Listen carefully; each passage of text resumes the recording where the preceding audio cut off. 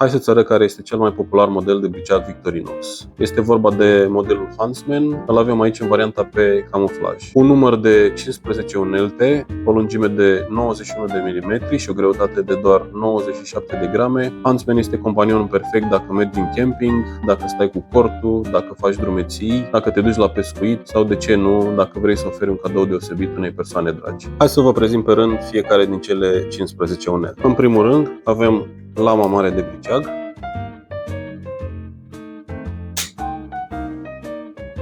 găsim o a doua lamă puțin mai mică,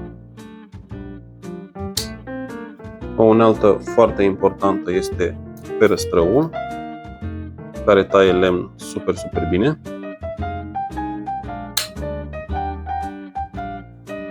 Avem în continuare foarfeca, care taie și ea super bine. În continuare găsim desfăcătorul de conserve cu șurubenliță, desfăcătorul de capace de bere sau de suc, șurubenliță și dezizolatorul de fire. Pe partea opusă avem tirbușonul, pentru cei care preferă să bea o sticlă de vin,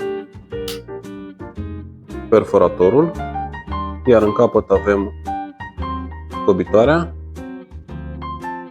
penseta și inelul la care se poate adăuga un șnur. Acesta este briceagul Victorinox Huntsman. Dacă ți-a plăcut, dă și tu un share la acest film.